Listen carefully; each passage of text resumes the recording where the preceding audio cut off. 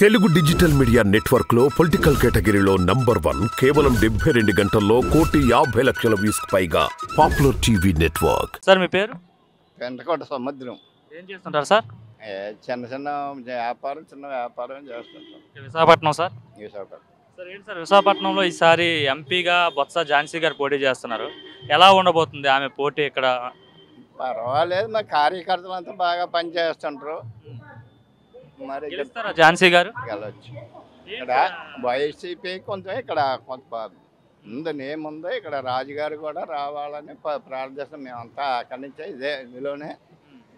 అంటే ఝాన్సీ గారిది ఇక్కడ కాదు, విజయనగరం నుండి వచ్చి ఆమె ఇక్కడికి వచ్చిందని చెప్తున్నారు కదా. మరి ఉన్నారండి, ఎవరు వస్తుంటారు ఇక్కడ, ఎవరు ఉన్నారు ఇక్కడ, గంట ఈ ఊరా, ఇప్పుడు కేకే రాజు ఊరా, అలాగే ప్రతి ఒక్కరు ప్రతి ఏరియా నుంచి వచ్చారు. దానికే ఉంది, మనకి అభిమానం ఉన్నాడు ఎక్కడున్నా వస్తారు.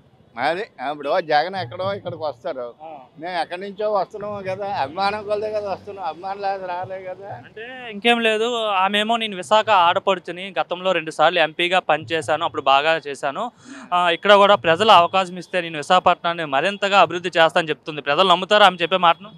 నెంబరు ఎంచేదంటే అలా ఆయన బాగా మినిస్టర్ పోస్టులు అవి చేసి కొద్దిగా స్టేట్లో బాగా లాక్కొచ్చారు కాబట్టి కొంచెం బాగా నేమ్ ఉంది, పర్వాలేదు.